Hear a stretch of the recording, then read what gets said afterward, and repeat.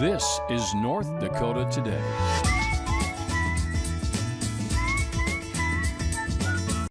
Good morning, good morning. We're whistling our way into another week right here. Happy Monday, everybody. Thank you for tuning in to North Dakota Today. My name is Ashlyn Hill. And I'm Jillian Trudeau.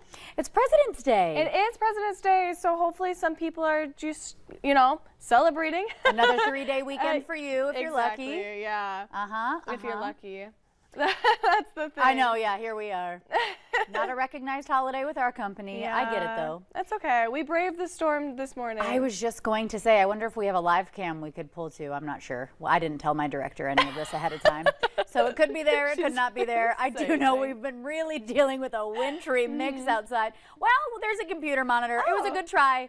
That was a good try, Nate. It's okay. It's all right, buddy. He's in my ear right now. He's like, I tried. Okay, there we go. All right, let's pretend to be a meteorologist for a minute there. Oh, goodness, yeah. All right. I didn't, like I said, I didn't plan any of this. Anyway, we are dealing with a really cold day. First Alert Weather Day, so be sure to have the VNL News and Weather app at the ready. There's going to be a lot going over, or a lot to take in going through today and the week. Anyway, though, back to President's Day. This is really fun.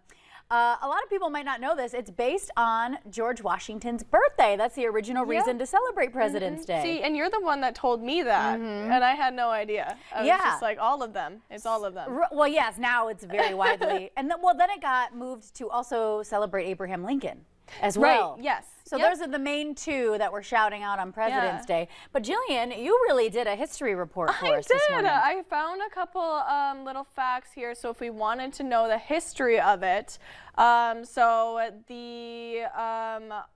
it is for George Washington's birthday. We just went over that. So that's a federal holiday, and it's celebrated on the third Monday of February in honor of the first president of the United States. So basically what happened is in the decades following Washington's death, his birthday was unofficially observed every year, but in 1879, President Rutherford B. Hayes made it official, signing it into law to join 4 existing bank holidays approved in 1870. So Washington's birthday didn't officially become President's Day until much later with the Uniform Monday Holiday Act. In 1971, under President Richard Nixon, that law shifted Washington's birthday, Columbus Day, and Memorial Day, and Veterans Day to fall on Mondays. So this is actually interesting. The goal was to create more 3-day weekends in the hope it would boost productivity on working days. So soak it up if that's your 3-day weekend. Yeah, absolutely. I would take that, but here we are. Talking about President's Day. That's all right. We're happy to be here, though. Yeah, absolutely. And so I was looking Tell us more, Professor Jillian. Here we are. I hope you guys are taking notes, because this is class. There's a quiz later. Point. Yeah. So I was looking through to see if we could celebrate in a specific way. Yeah. I know that people kind of just have the 3-day weekend just to relax and whatnot. Yeah. And they just thank you, presidents. But basically what people say is that they eat cherry pie. In honor of George Washington? Yeah, it represents the chopping down of the cherry tree. Oh, man. And then they could read Washington's farewell address, which I was looking at it, and, pretty long. So. And Jillian's like, I memorized it, and I'm ready to recite it right now. By heart. Is that where he says, I cannot tell a lie? I'm not sure. I didn't read it through. Oh, all right. I know he's known for the chopping down the cherry trees, and I will not tell a lie. Yes, right. And I actually didn't know the cherry tree whole story. Oh, yeah, his childhood, how he grew up. Yeah, and so I thought that was funny because I thought it was Abe Lincoln, the one that was like, I cannot tell a lie. Maybe it's all of them. Maybe it's every early U.S. president. Yeah, so that was really interesting. And apparently it's a myth. What's a myth? The cherry trees are a myth? Yeah, apparently, because on the website I was reading it on, I don't know if I cited it. I don't think I cited it. Do you guys at home believe that?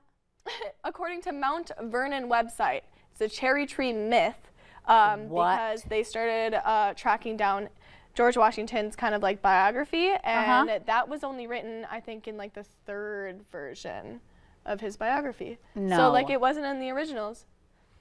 I'm bamboozled right now. I wish I had my phone and I would be Googling immediately. It can't not be real. There's got to be real. I wow. don't know. They even have like the illustrations, like the old illustration picture-esque of it. But yeah, that's just what it said. I'm gonna need a third party.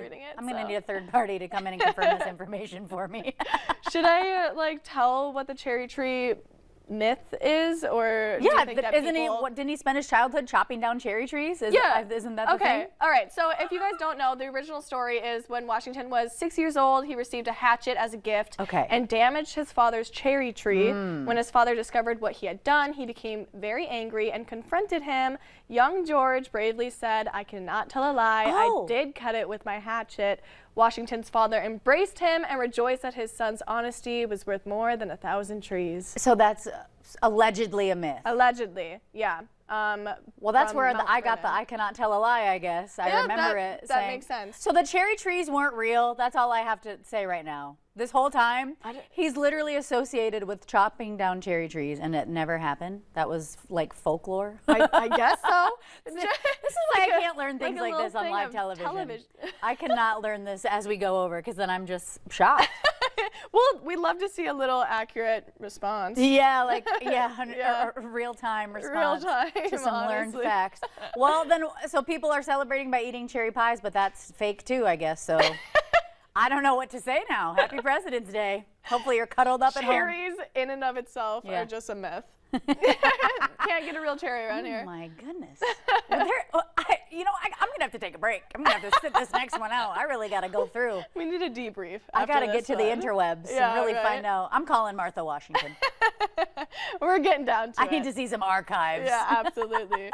There's like other ways that you can celebrate President's Day too. I was looking at, you can build a log cabin for Abe Lincoln. Oh. You can do that with like Lincoln logs. Pretzels. Oh, Lincoln logs, yeah.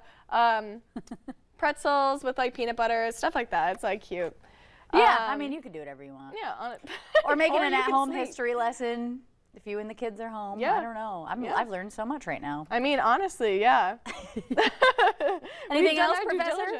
Anything else? No, class is dismissed. Okay, that was it. We are going to continue on the show. Okay. All right. Well, that's great. We got through that. There's a lot more coming up besides our, historical knowledge of our first president, including today we will be talking with a variety of business owners later on, while also looking at a Minnesota restaurant that gave a helping hand to one of their regular customers, a very, very heartwarming story. That's up next with Jillian and I right here on the couch. But right here in the meantime, it's your local Steals and Deals.